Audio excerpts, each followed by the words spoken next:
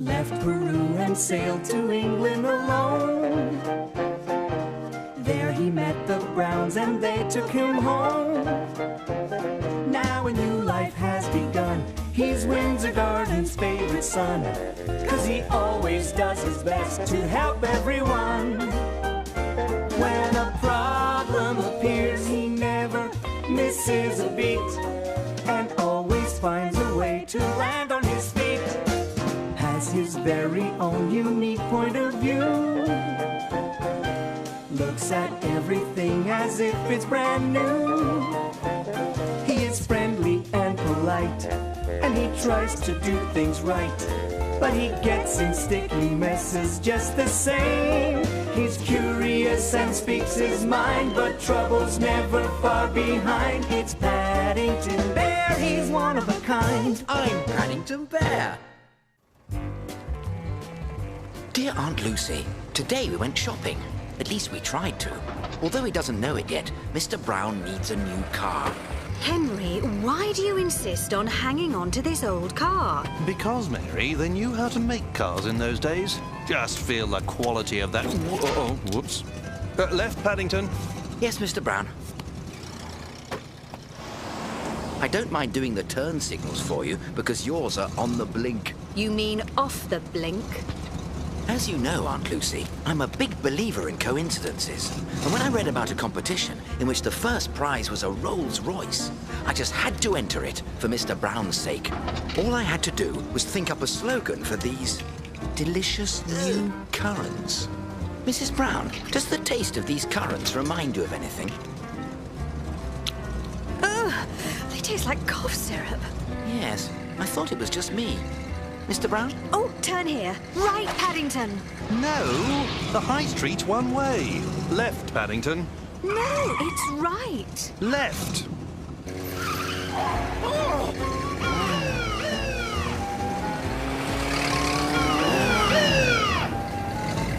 There's someone here who wants to speak to you. You see, Mr. Brown, if you drive all over the road, no one knows which way you're going.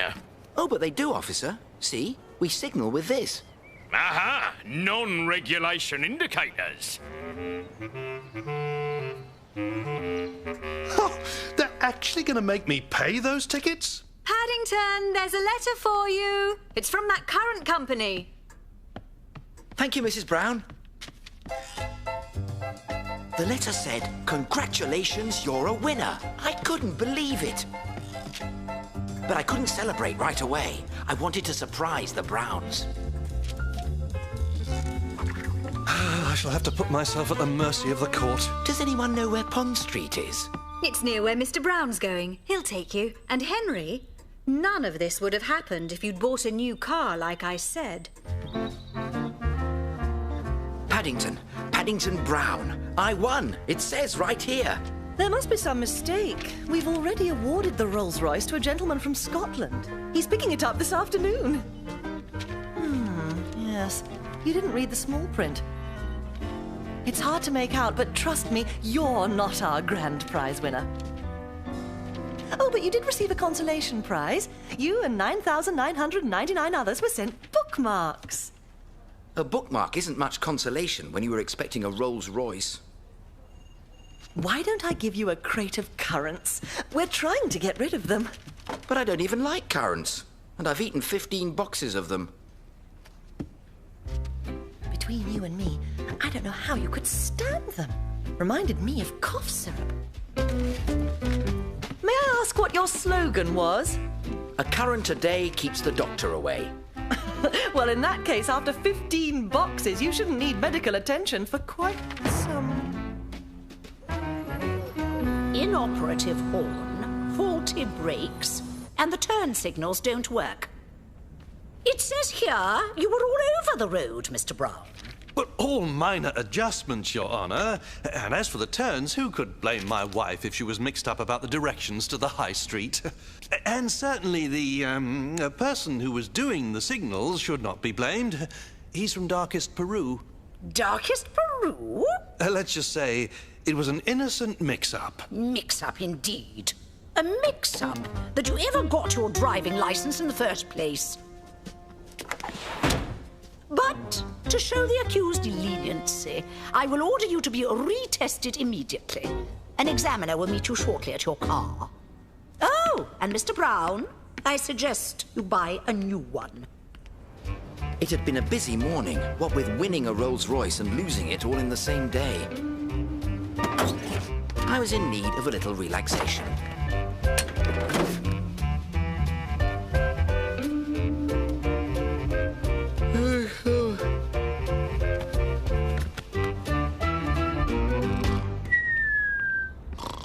Are you Mr. Brown? Yes. Right, let's get started, shall we? Do you have a current license? Current? No, thank you. I've just got over a cold. Now, your license. Oh, Oh, that's my marmalade sandwich. a marmalade sandwich. You like them too? Don't worry, I always keep an extra one under my hat in case of an emergency. Let's get started. Please start the car. I'll do my best. The only driving Mr. Brown usually lets me do is with my shopping basket on wheels. Mr. Brown? But you are Mr. Brown, aren't you? Ah! Well, yes, I am Mr. Brown, but so is Mr. Brown. He's the Mr. Brown who owns this car, but we both help drive it. He does all the steering and changing gears, and I look after the directions. Right! Yes, just like that. Now, since the turn signals aren't working, I usually use this big arrow in the back seat. Oh, God, new car indeed. Oh, Mr. Brown! hello? Left, Paddington! No, right, Paddington! Oh, there's Mr. Brown now. Shall we stop? He really is much better at this than I am.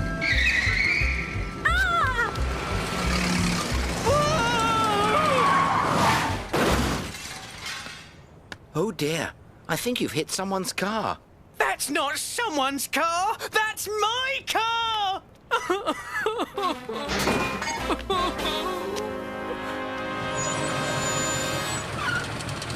Well, Mr. Brown, thank you for offering to pay for the repairs to my car. And you passed your driving test with flying colours. As for the other, Mr. Brown, here is a special S permit. It's for your shopping basket on wheels. It's a lifetime permit, so I trust we never see you here again.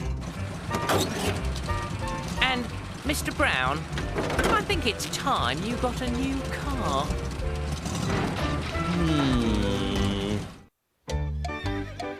We were visiting the Barbie Ranch in Montana in the United States to research a chapter for Mr. Gruber's book, The World and Its Wonders. So I decided to learn a little about steers. They breathe rather noisily when angry. They seem very attracted to the colour red. Mr. Brown, be careful! And perhaps the most interesting fact of all, steers love marmalade. I got the vermin. Now get going before you get hurt. Thank you, sir. May I help by closing the gate? My name's Billy Bob, and I don't need help from city folk. He didn't sound very friendly, Mr. Gruber. I think perhaps he has his mind on other things, Mr. Brown.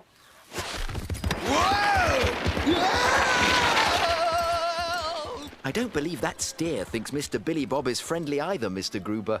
You know, Mr. Brown, when I was your age, I used to dream of being a cowboy. But who's going to teach us? Why, the trail boss, of course. The trail boss? The trail boss is a seasoned veteran. I bet he'll be as rough and tough as they come. You mean she'll be as rough and tough as they come?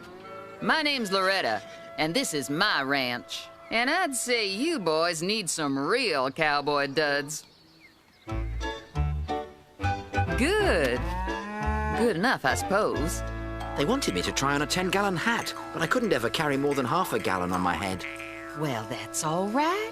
You can be my undercover cowboy and keep your eye out for cattle rustlers.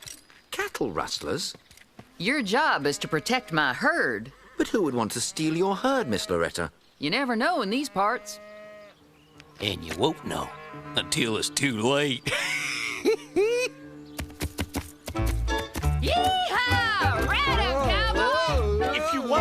cowboy, Mr. Brown. You're going to have to learn to ride a horse. I felt like pointing out that it was Mr. Gruber who wanted to be a cowboy, not me. But it was taking me all my time to stay in the saddle. Giddy up, buckaroo. Rope steer with your lasso. Giddy up, shout yahoo. You're a cowboy tried and true. A cowboy needs a horse to trust. A saddle, reins, and bit are a must. He always wears a wide-brimmed hat to keep the sun and rain off his face and back. To reach the stirrups is hard if you're small, but once you're up there, you really feel tall. Woo! Kick your heels to make him trot. Pull back on the reins when you want to stop. Cowboys work in all kinds of weather. Their job's to keep the herd together. If they travel long ways with the cattle, they might take a nap right there in the saddle. Woo! Giddy up, faster now. Ride your horse and rope a cow. Buckaroo, shout yahoo! You're a cowboy tried and true. You're a cowboy tried and true. Yee-haw! Well done, Mr. Brown. You must tell me your secret. Marmalade. It sticks anything to anything. Would you like to try some? No, thank you, Mr. Brown. I'll race you around the corral. Yippee! While you city slickers keep Loretta busy, I'm just gonna help myself to herd cattle. Come on, shoo, shoo! Come on, shoo, shoo! Good steer. Good steer.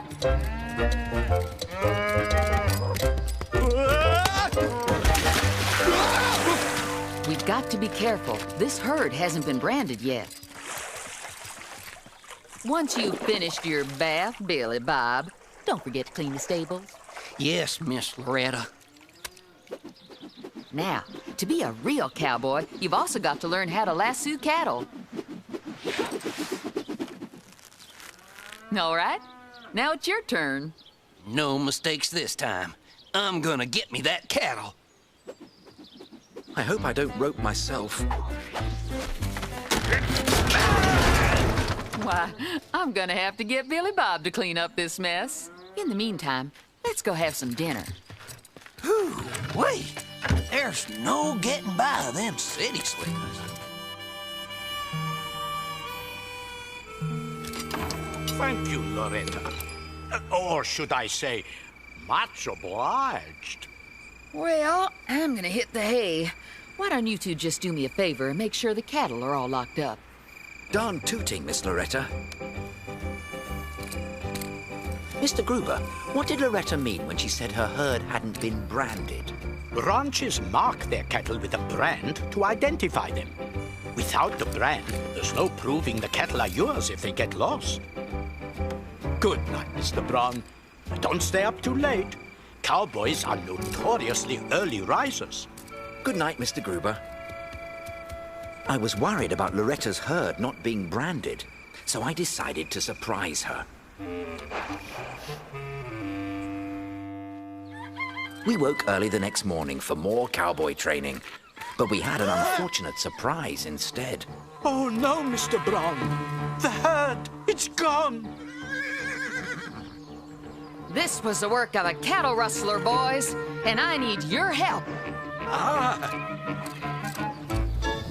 Yee-haw! Come on, move! You are the laziest herd I've ever rustled. Hand over that herd, you rustler. Ha! You can't prove this is Loretta's herd. She didn't brand them. But I did. Mrs. Bird often says that once my marmalade chunks are stuck to something, they never come off.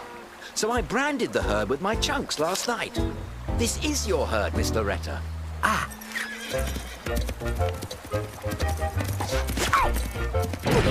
Good lasso, Mr. Gruber.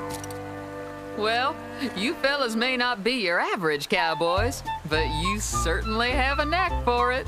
I think it's more a matter of marmalade than knack, Miss Loretta. Oh.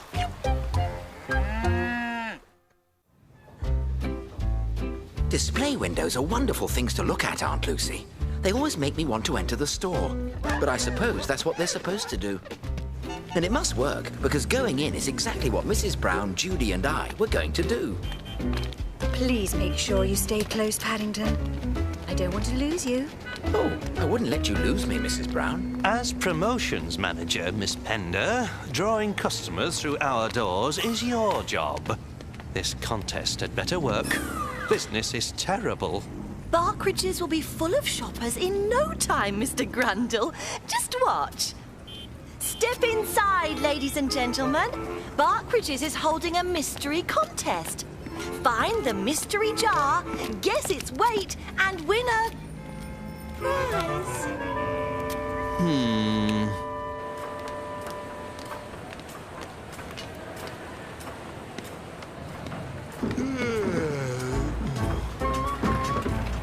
Mrs. Brown, Judy, did you see the marmalade jar going down the escalator? Oh, Paddington, you've got marmalade on the brain.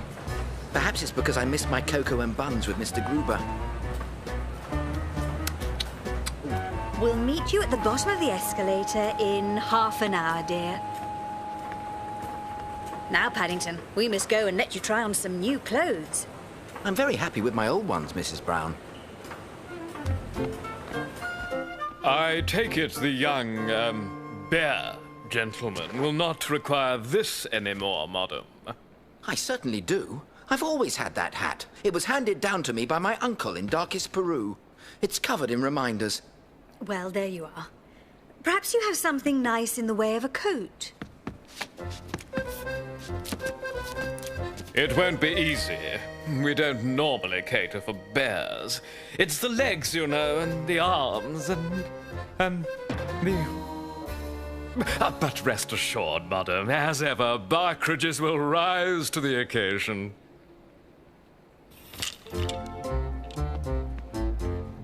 It's not as if he has to go to work in the city, so he doesn't want anything too smart.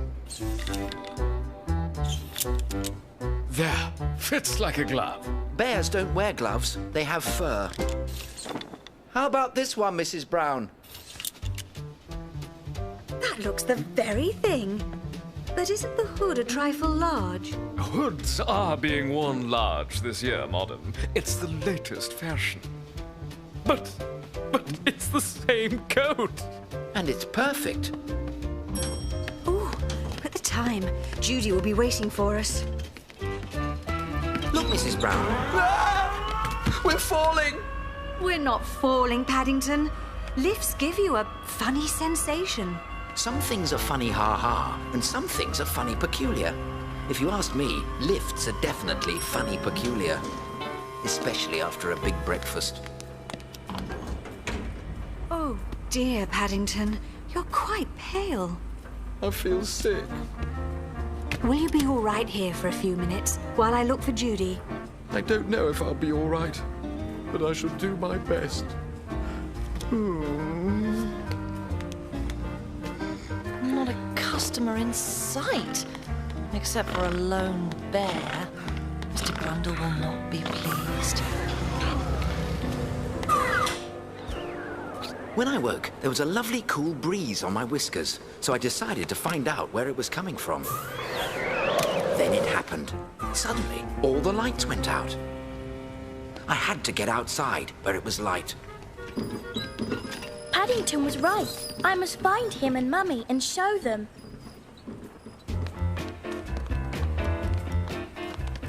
I could practically count the number of customers on one hand. Excuse me, sir. I'm looking for a lady with a bear. That makes two less. A lady and a bear? Disappeared, have they? I don't know. Paddington does have a habit of getting lost. Have no fear, young lady. It won't be too hard to find them. Barkridges is having one of its off days. I couldn't believe it. It was dark outside, too. I wondered if we were in for a storm. Then it seemed as though the entire sky had fallen on me. Sir, Barkridges is holding a super mystery contest. Bear! It's incredible!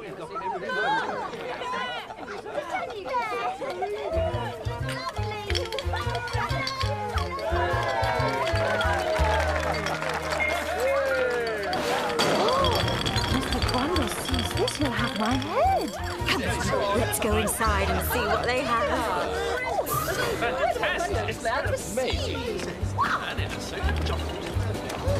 Welcome! Welcome to Barkridge's. That's it, step right in. There's room for everyone. Why, you ruffian! But I'm not a ruffian. I'm a bear. Oh, my. What's going on, Paddington? I was only tidying up the window. Tidying up, indeed. I'm sure the police will like to hear about the mess you created. I think you'll find this... Is this one of your promotional tricks, Miss Pender? Because if it is, I don't like it. But, sir, it's not one of my promotional tricks. Then we should have this bear arrested for all the havoc he's created. It may not be a promotional trick, but it certainly worked. Look! That's what I wanted to tell you, sir. Good work, Miss Pender. And thank you, Bear. Barkridge's would like to show its gratitude. If there's anything in the store you would like, anything, just say the word. I told the manager the word was marmalade, and he gave me the prize jar. See, Mummy? Paddington was right. He also said I could dress their windows for them anytime I liked. But I don't think I shall for a while. It's a very grande jar, Aunt Lucy, and window dressing can be quite painful.